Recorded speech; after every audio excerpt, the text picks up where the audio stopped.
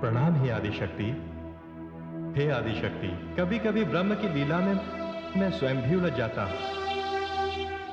आपके आने का कारण मुझे ज्ञात है, किंतु आप तो सर्वव्यापी हैं। आप जानती हैं कि असुर कुमार शंखचूड़ मेरी तपस्या करने के पश्चात मुझसे क्या मांगेगा और उसका क्या परिणाम होगा। हे आदि प्रजापति, आपकी चिंता का कारण केवल यही नहीं, कुछ और भी है। आप तो भाग्य विधाता हैं। आपने जो लिख दिया उसको बदलने की कोई आवश्यकता नहीं। आप तो ये भूल जाइए कि शंखचूड़ कौन है और तुलसी कौन है। आप जाइए और उन दोनों के प्राणों की रक्षा कीजिए।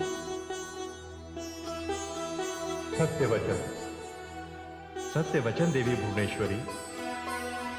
परिणाम को मैं ब्रह्म पर छोड़ता हूं और आपकी इच्छानुसार मैं वहां जाता हूं।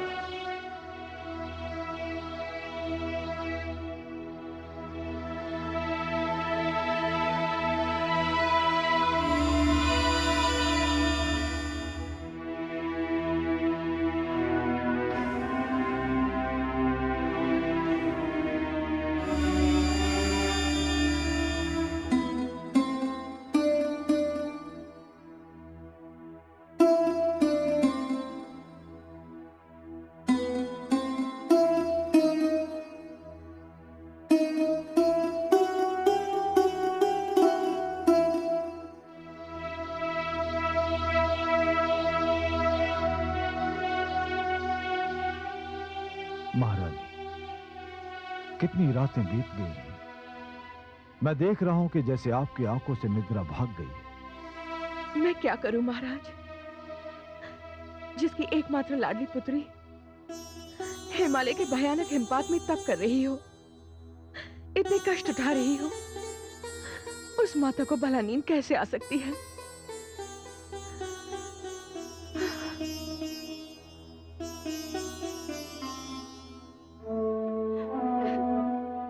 आप सत्य कह रही हैं महारानी।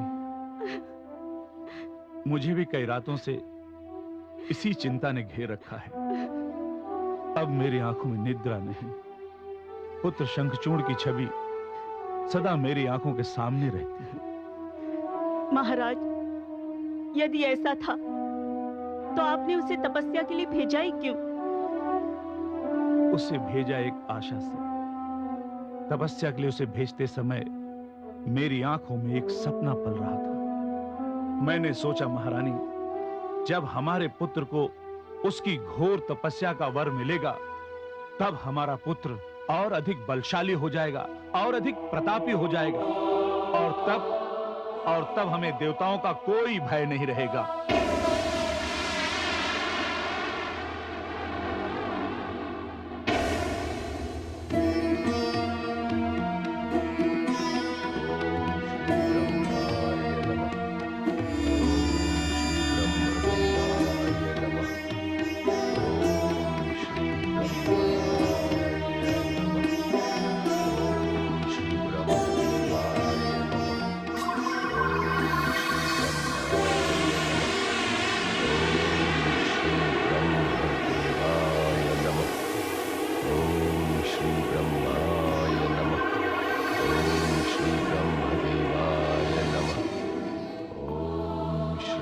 उठो शंखचूड़, मैं आदि प्रजापति ब्रह्मा तुम्हारी कठोर तपस्या से प्रसन्न हुआ। मांगो वत्स, वर मांगो। क्या मांगना चाहते हो?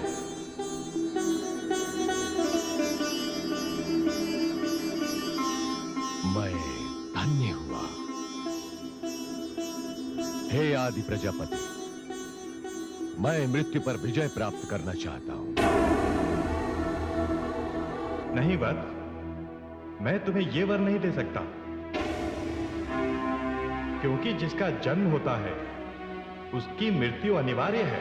किंतु हे आदि प्रजापति, आज से पहले आपने कितने ही तपस्वियों को मृत्यु पर विजय प्राप्त करने का वरदान दिया है। हाँ, दिया है। तो इसका अर्थ यह हुआ कि मेरी तपस्या में कहीं कोई कमी रह गई है या फिर वो अधूरी है। तभी तो आप मुझे इस वरदान से वंचित करना चाहते हैं। नहीं शंखचूड़, बस ऐसी कोई बात नहीं है। तुम्हारी तपस्या पूर्ण है, सब प्रकार से वरदान के योग्य है। जहां तक वरदान का प्रश्न है, वो तो मुझे देना ही पड़ेगा, क्योंकि वो तो तुम जैसे तपस्वी का अधिकार है। किंतु मेरी इच्छा तुम्हें एक अनोखा वर देने की है। ऐसा वर जैसा न किसी ने मांगा हो और ना किसी ने दिया हो।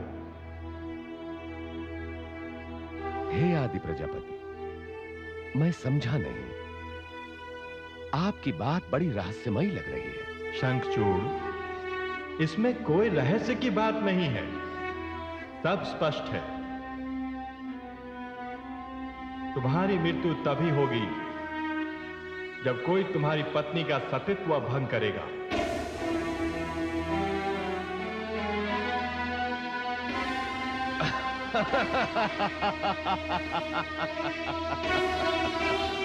हे आदि प्रजापति, आपने तो सचमुच मुझे मनचाहा वर दे दिया। धन्य है आप। आपने तो मुझे अमरत्व प्रदान कर दिया। मैं विवाह ही नहीं करूंगा, फिर तो मेरी मृत्यु का प्रश्न ही नहीं उठता। नहीं वत्स, विवाह तो तुम्हें करना ही पड़ेगा, क्योंकि तुम्हारे भाग्य लेख में मैं विवाह लिख चुका हूं। हे आदि प्रजापति, आपसे बड़ा मेरा शुभ चिंतक और कौन होगा।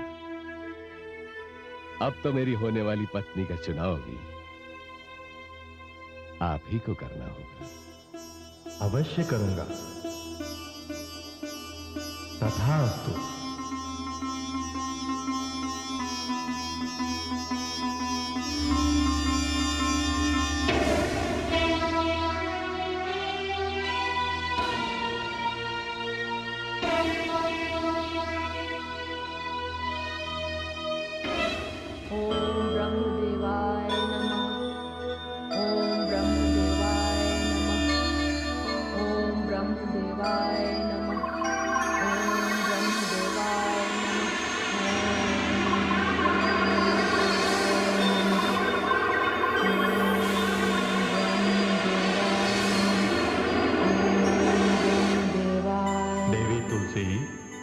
आंखें खोलिए,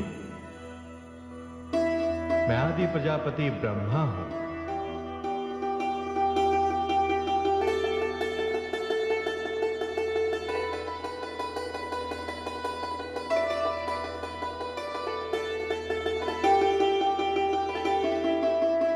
मांगिए, आपको क्या वर चाहिए?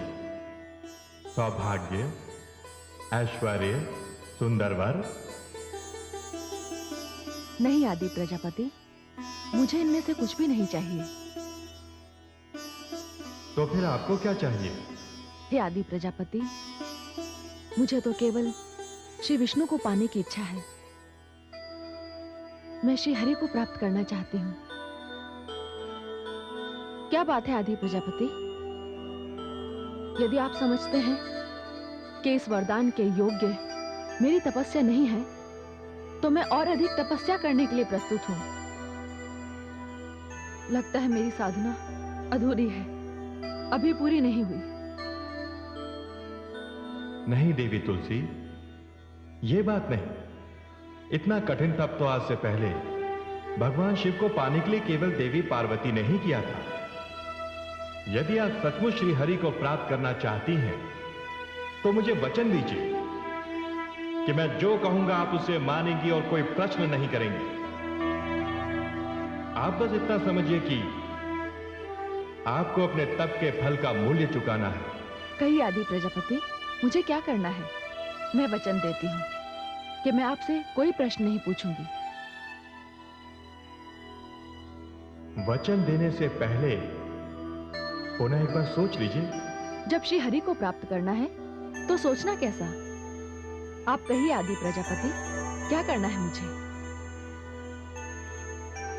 तो सुनिए, मेरी इच्छा है कि आप असुरराज दंभ पुत्र शंखचूड़ से विवाह करें। ये आपने क्या कह दिया है आदि प्रजापति, मैं तो श्री नारायण को प्राप्त करना चाहती हूँ। देवी तुलसी, मैं ब्रह्मा आपको नारायण की प्राप्ति का ही मार्ग बता रहा हूं।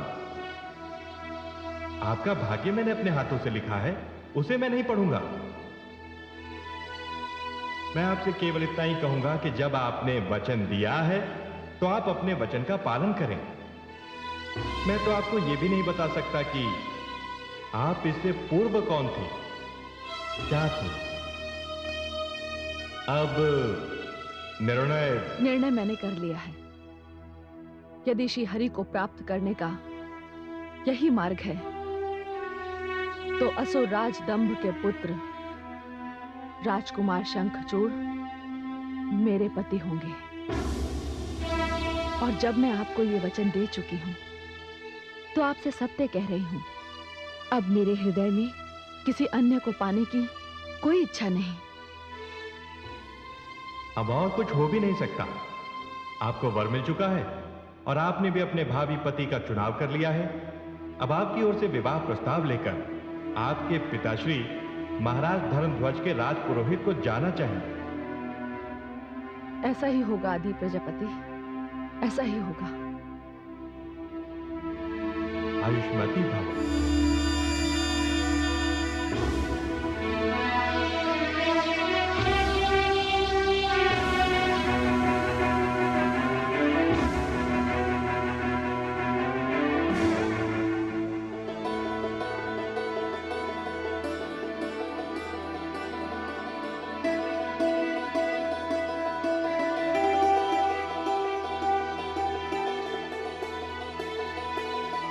ठहरिए देवी, वैसे तो इस प्रकार मार्ग में किसी स्त्री से बात करना असभ्यता है, किंतु असुर हूं, इसलिए असुर होने का लाभ उठा लेता हूं। चिंता न करें देवी, मैं वैसा असुर भी नहीं हूं कि किसी असभ्यता पर उतर आऊं। तो पहले मैं आपको अपना परिचय दे दूं और आपसे भी केवल आपका परिचय ही लूंगा। तो पहले अपना परिचय मैं आपको दे दूं। मैं धर्म नगरी के महाराज धर्मध्वज की पुत्री तुलसी हूं। बस इतना ही परिचय है मेरा। और मेरा भी कुल इतना ही परिचय है कि मैं दानवराज दंभ का पुत्र शंखचूड़ हूं।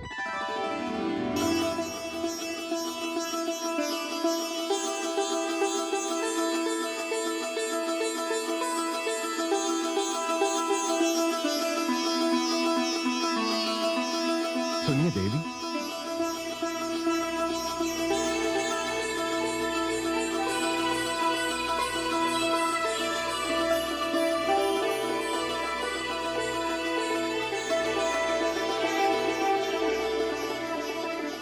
आश्चर्य है, अपनी पत्नी चुनने का अधिकार तो मैंने आदि प्रजापति ब्रह्मा को दे दिया है, किंतु मैं क्या करूं? मैंने तो अपनी पत्नी चुन भी ली। मेरे हृदय पर इस देवी तुलसी का अधिकार हो चुका है।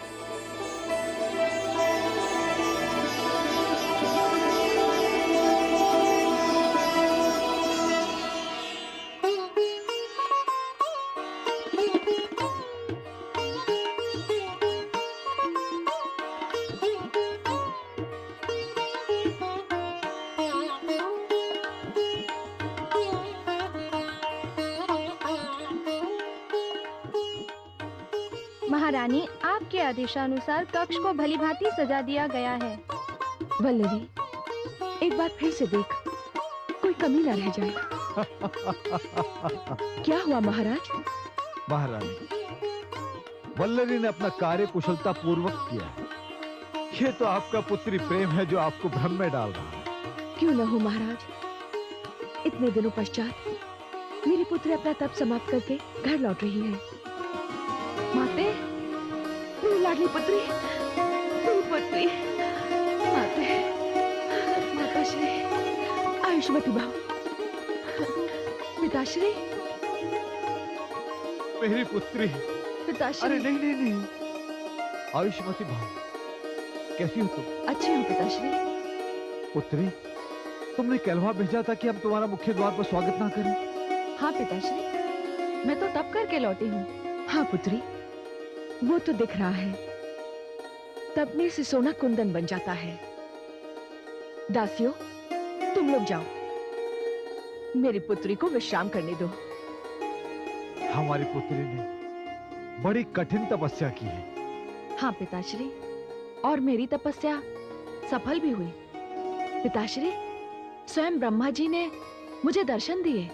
अरे ये तो बड़ी प्रसन्नता की बात है, और मैं अपनी पुत्री की संकल्प शक्ति को जानता हूँ। किंतु पिताश्री, तपस्या के फल के लिए मैंने आदि प्रजापति ब्रह्मा जी को अपनी ओर से एक वचन दिया है। मैंने ब्रह्मा जी को यह आश्वासन भी दिया है कि मैं अपना वचन प्राण रहते अवश्य निभाऊंगी। पुत्री, वचन देने का यही अर्थ होता है। अच्छा ये बताओ, वचन पालन करने में मैं क्या सहयोग दे सकता हूं? बस आप दोनों के ही सहयोग की आवश्यकता है। माताश्री, आदि प्रजापति ब्रह्मा जी ने मेरे भावी पति का चुनाव कर लिया है। क्या? ये तो बड़े हर्ष की बात है। जिसका चुनाव स्वयं ब्रह्मा जी ने किया हो, वो तो श्रेष्ठ वर होगा। बताओ पुत्री, शीघ्र उसका नाम बताओ। हाँ हाँ पुत्री, हमें भी उसका नाम बताओ। बताओ पुत्री। पुत्री, हमसे कैसी लज्जा। हम ही तो तुम्हारा वाग्दान करेंगे, और फिर तुम भी तो वचनबद्ध हो। पुत्री, हमें भी उस भाग्यशाली का नाम बताओ जिसका ध्यान करते ही हमारी सुशील कन्या की पलकें लज्जा से झुक गई। बताओ पुत्री, कौन है वो?